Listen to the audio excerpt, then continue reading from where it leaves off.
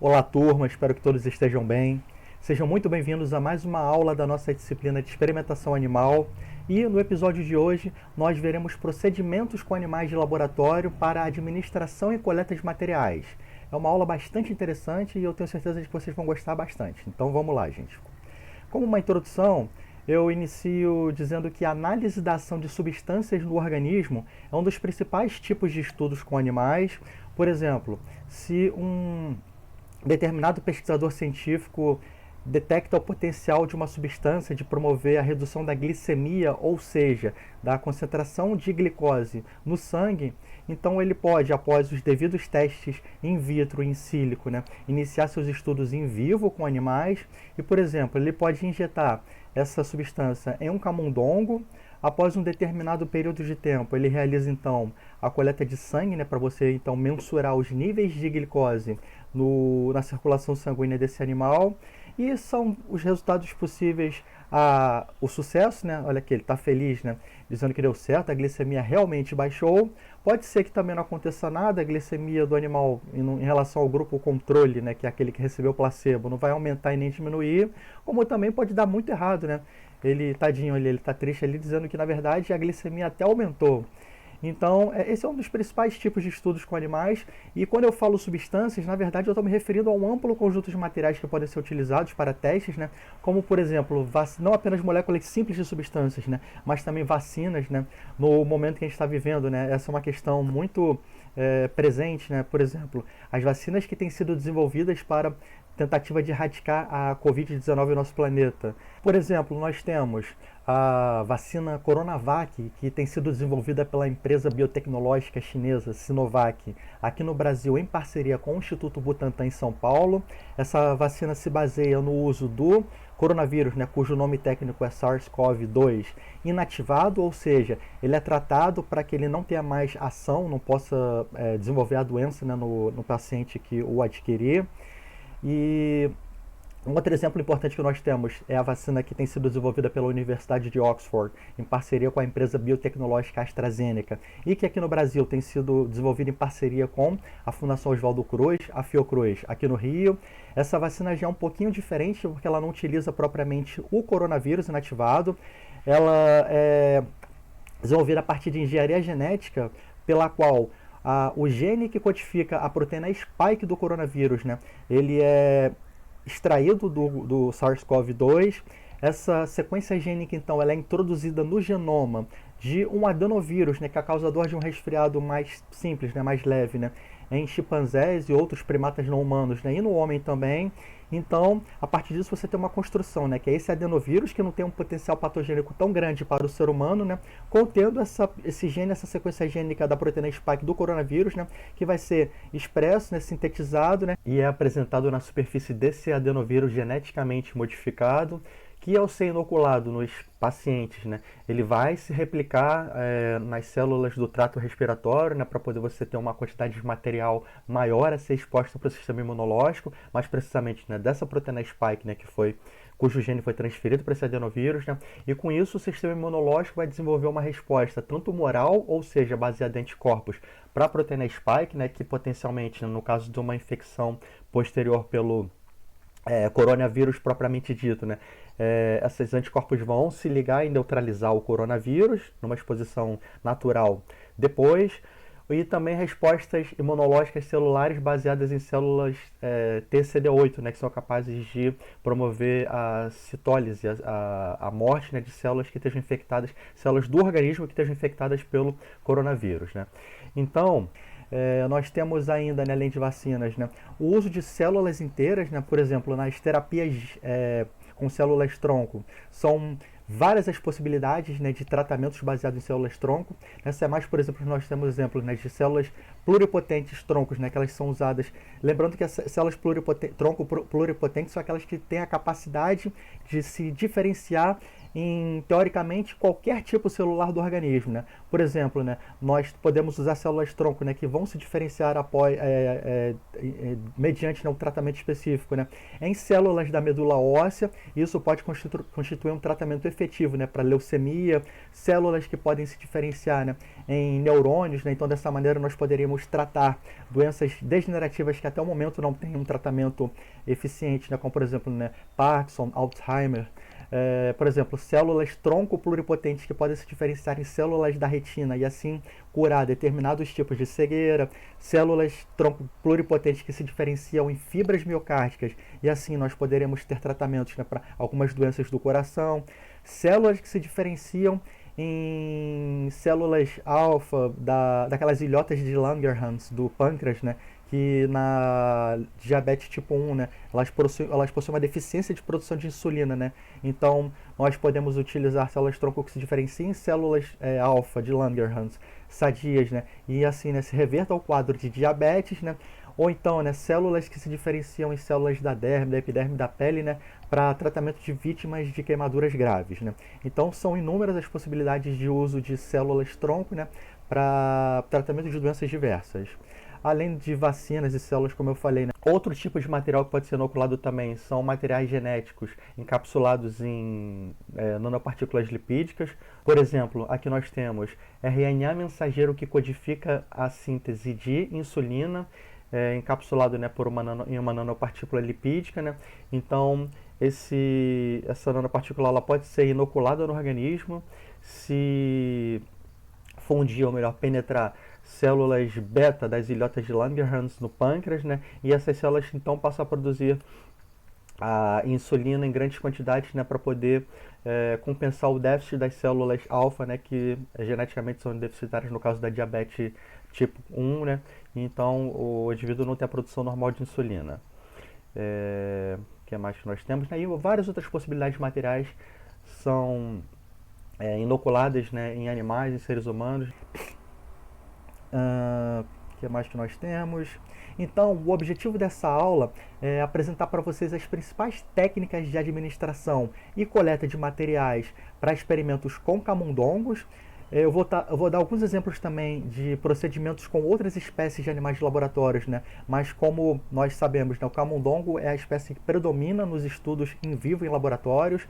Por exemplo, nesse levantamento realizado na Inglaterra há 2 anos, em 2018, né, nós vemos que o predomínio vasto de camundongos nos estudos, né, é representado por esse número, né, em que foram utilizados 2,6 milhões de camundongos, seguidos então de peixes, principalmente de zebrafishes, né, que tiveram uma quantidade bem menor, sendo então na terceira colocação utilizados ratos, depois aves, né, e assim por diante, né.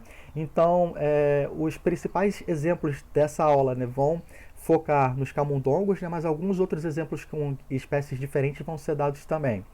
E o fato que faz com que o camundongo seja a espécie de animal de laboratório mais utilizada nas pesquisas médicas, biomédicas, na área de biotecnologia, são fatos diversos como, por exemplo, as semelhanças anatômicas, fisiológicas e patológicas dessa espécie em relação aos seres humanos.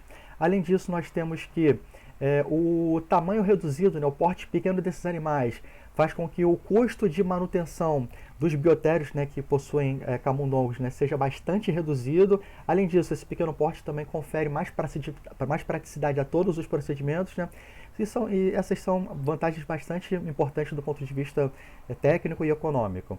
Além disso, nós temos que os músculos, né, a espécie do camundongo, né, ela possui índices reprodutivos fantásticos, são espécies de altíssima prolificidade, ou seja, tem uma capacidade de multiplicação tremenda. Então, por exemplo, nós temos que após o nascimento, em apenas 4 a 6 semanas, ou seja, 1 a 1 mês e meio, o filhotinho ele já atinge a puberdade. Atingindo esse estágio em apenas 4 a 5 dias, que é a duração média do ciclo estral, essa fêmea ela já é capaz de produzir óvulos fertilizáveis e assim se acasalar de uma maneira produtiva, né, com os machos que também atingem essa puberdade em apenas 4 a 6 semanas. Então, totalizando esses 2 primeiros períodos, né, em apenas 7 a 8 semanas, ou seja, em apenas 2 meses, né, essa fêmea já poderá estar prenhe, ou seja, gestante, e essa gestação ela dura apenas 19 a 21 dias, ou seja, após ter sido acasalada, né, com o macho, ela em 3 semanas já estará produzindo uma ninhada de filhotinhos, né, que tem uma média de 10 a 12 crias, né? Então é extraordinária essa capacidade de reprodução do camundongo, né? Uma fêmea nascida em apenas poucas semanas e meses, né? Ela já é capaz de gerar de 10 a 12 descendentes, né? E isso continua em projeção geométrica, né? Cada uma dessas novas fêmeas aí, dessas 12 bonitinhas aí que a gente está vendo, né? Elas vão reiniciar esse ciclo, ou seja, a capacidade de você produzir plantéis enormes de camundongos, assim, é mais uma das várias vantagens que torna essa espécie a mais utilizada em pesquisa científica, né, em todo o mundo. Então, passemos agora ao segundo tópico da nossa aula, após essa introdução, que é a contenção desses animais, né, para a realização dos procedimentos experimentais. Então nós temos que, apesar do longo processo de seleção artificial dessa espécie, o padrão de comportamento natural de presa persiste.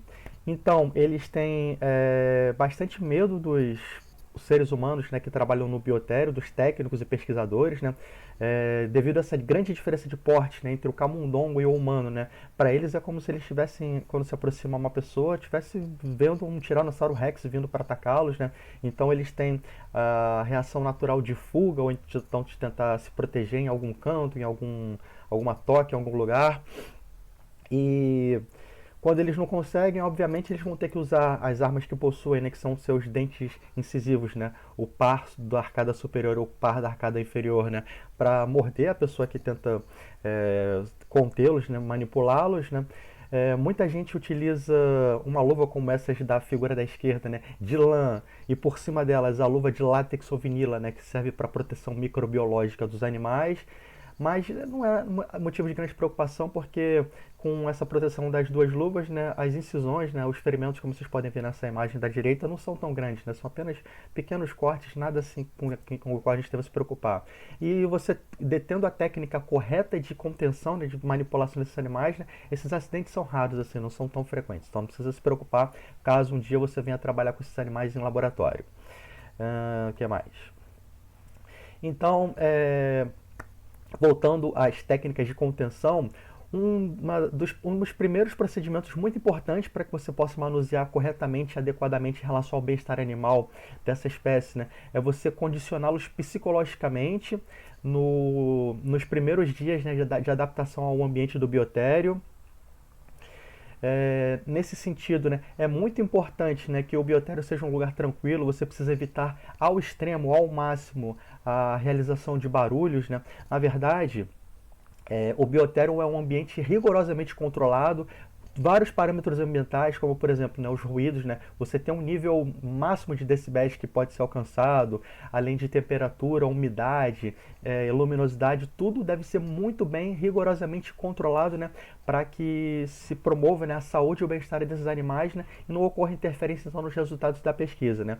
Mas ainda assim, você tendo esse controle ambiental de ruídos, né, de máquinas, de tudo, né, é importante que o técnico e o pesquisador no laboratório, no biotério no caso, né, ele evite qualquer barulho desnecessário, né, que ele não deve cometer barulhos que vêm altos, né, que venham a estressar os animais. Além disso, ele deve evitar movimentos bruscos, né, que assustem os animais. E, principalmente, é essencial que se desenvolva uma relação harmoniosa, né, com os animais experimentais.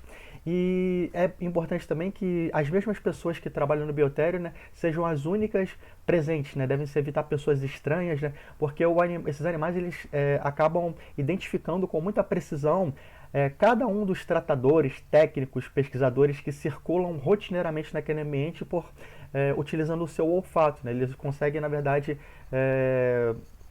assimilar, né, memorizar o padrão de odores, né, de aromas que são exalados pelos profissionais que trabalham nesse recinto, né? Então eles associam, né? São as pessoas com as quais eu estou acostumado. Eu estou sentindo agora que quem está aqui são as pessoas com quem eu já estou acostumado no dia a dia, né? Que até agora não me infligiram nenhum perigo, não me causaram nenhum problema, né? Então isso aí causa a sensação de tranquilidade nos animais, né? Isso é importante para o bem-estar deles. É muito importante para que uma pessoa trabalhe num biotério ou num laboratório de experimentação animal, que essa pessoa tenha como requisitos, né, um temperamento calmo para lidar com os animais, né? Isso a gente está pensando no bem-estar desses animais, né, que para a gente é o parâmetro mais importante, né? Deve ser uma pessoa paciente, que tenha bastante disciplina, que seja responsável e tenha com o trabalho com os animais, que tenha respeito a eles, né? Que tenha afinidade com esse tipo de trabalho, que ela gosta de fazer isso, né? Então ela vai fazer com satisfação, com alegria, vai fazer bem feito, não vai fazer com raiva, com estresse, né? Vai fazer de qualquer jeito mal feito, isso vai prejudicar a saúde e o bem-estar dos animais, né? Então é importante, né? E desejável que essa pessoa goste de animais, né? Com isso ela vai ter, ela vai conferir, né, a esses nossos queridos bichinhos, né, o tratamento mais adequado, mais carinhoso, né, mais delicado, né? É importante então que essas características, né, componham o perfil de um profissional que almeja trabalhar em um biotério ou em um laboratório de experimentação animal. No início, nos primeiros dias de adaptação desses animais, né, após eles chegarem no biotério, no laboratório de experimentação, fazer com que eles se acostumem com o ambiente, né? Você pode, por exemplo, né, estimulá-los a explorar, né? Como são animais bastante curiosos, né? Você pode usar beckeres de vidro, né, para poder eles escalarem, eles gostam de explorar o ambiente, né, escalar coisas, né? Ou então, por exemplo, né, esses, como mostrado na figura superior à direita, né, caixas de acrílico, né, que eles possam escalar, você pode até utilizá-las como uma escadinha, né, para eles explorarem bancadas, né, com cuidado para eles não caírem, porque a bancada é alta, né, para o porte deles, né, mas que eles explorem a superfície das caixas, as grades, né, usar, por exemplo, né, na figura inferior à esquerda, né, esses tubos, esses rolos, né, que a gente usa para que vem, né, com papel alumínio, com papel toalha, né, eles têm, como presas, né, eles têm muita característica de adentrarem, ingressarem em túneis, tocas, né, para se proteger de predadores, né. Então com isso aí você vai fazendo com que o animal fique bastante adaptado, bastante acostumado com aquele ambiente, né, deixe explorá-los no começo, né, e depois de um tempo, né, você pode oferecer a mão para que ele se acostume com a manipulação pelos pesquisadores e técnicos, né, se acostume também, né, com o cheiro do látex ou da vinila, que são os principais materiais que são utilizados na produção dessas luvas, né, se acostumem as mãos aos toques das pessoas, né, que vão manipulá-los rotineiramente. Além disso, né, para transportar um animal de uma caixa para outra, né, quando você vai realizar procedimentos rotineiros, né, do dia a dia, como a limpeza das caixas, isso que vocês veem nessas imagens no fundo da caixa é o que a gente denomina de cama, né, que é um material que ele tem alta capacidade de absorção. Geralmente ele é produzido com maravalha, né, que são raspas de madeira, né.